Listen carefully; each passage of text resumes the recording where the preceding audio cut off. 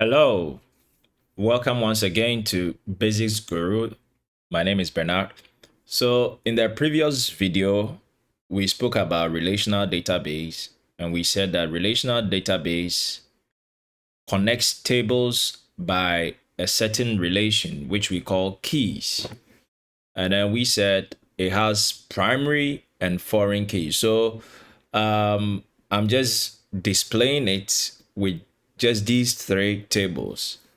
Assuming you are in a school, and then in the school we have students as usual, and then we have certain activities, or we call them clubs, that the students subscribe to, and then we have another table for enrollment. Okay,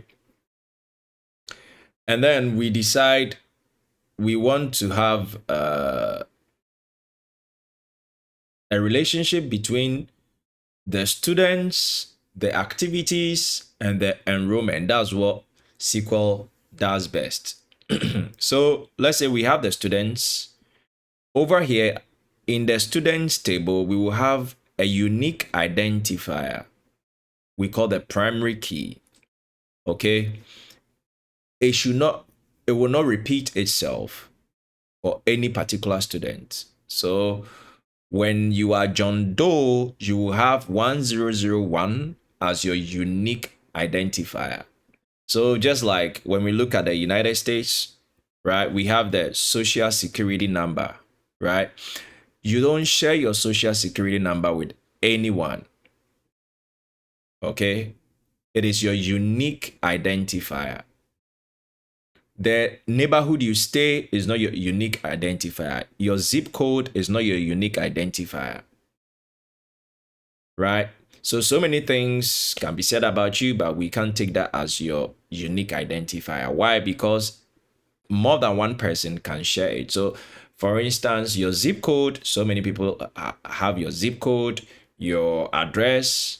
So maybe you don't live in the house alone. There could be a number of people who are also sharing it. If that's not the case, that it has that potentiality, right? Somebody can come stay with you. So what is accepted as a unique identifier is your social security number, right? Uh, there may be other identifiers, but for the sake of this, let's look at this school, which has student ID as a unique identifier. So 1001, John Doe. The name, somebody will say, why can't the name be unique identifier? No, because there can be more than one John Doe, there can be more than one Jane Smith, there can be more than one Michael Johnson. So let's look at the table here. You can realize we have one John Doe who is in grade 10. His address is 123 Main Street, and this is his contact number.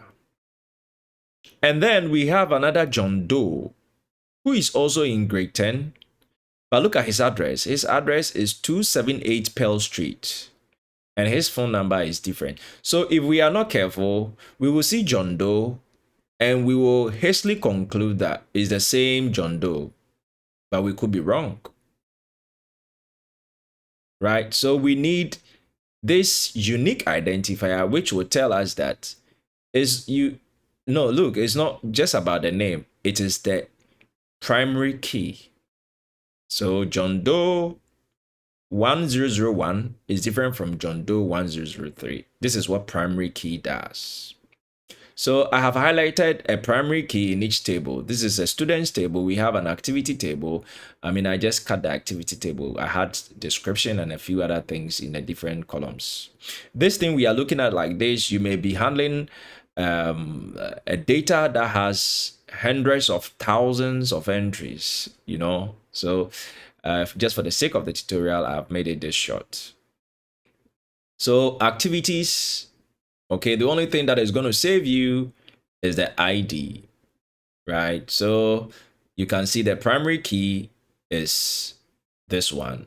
So 2001 stands for chess, 2002 stands for drama club, 2003 stands for writers club, and 2004 stands for robotics. And then we have the enrollment table. Enrollment also has its primary key right here. 3001 shows the date of enrollment. But look at something. So this is the primary key for enrollment. This is the primary key for for the students table. This is the primary key for the activities table. But something interesting happens in the enrollment. In the enrollment, we see enrollment primary key, and we see other keys also in here, right? We see other keys also in here. Let me just do something real quick. We see other keys in here also, right?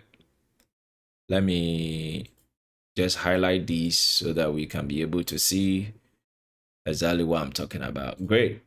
So you realize in the enrollment table, we have students ID featuring. And then not only that, we also have the activities ID featuring, such that we can see enrollment 3001, student ID 1001. We can come and see student ID, that is John Doe. So John Doe registered on which date? On 2022-09-01, right? September 1st. So if this is the case, what activity did he enroll in? 2001. Then it moves us to another table where we can go and see he registered in the chess club. 3002 is the enrollment date of September 3rd. Which student? 1001. Same John Doe. Activity he registered 2002. Drama club. So we can see here that this same John Doe has registered for chess club and drama club, right? 3004 is the enrollment, and the date is September 5th. Student ID 1003. Who is that? Oh, it's another John Doe, but this time it's not the same John Doe. It's the John Doe who lives on Pearl Street, and this is his unique ID. What did he register for? He registered for 2003. Yes, he has a different passion. He likes Writers Club. So if you understand this, we can go a long way to understand a lot of things in SQL. So when the ID resides in that table, student and student's ID, this is a primary key. This is a activity ID is a primary key. If we bring student's ID into activities table, then student's ID is going to be a foreign key. Why? Because it is coming from a different table into this table. That makes it foreign. So right here in enrollment, primary key is enrollment ID. Student's ID comes from a different table, therefore it's a foreign key. Activity ID comes from a different table, therefore it is also a foreign key. This is just the basics of it. Thank you for joining me today. If you found this video helpful, please give it a thumbs up and subscribe to our channel for more exciting SQL tutorials.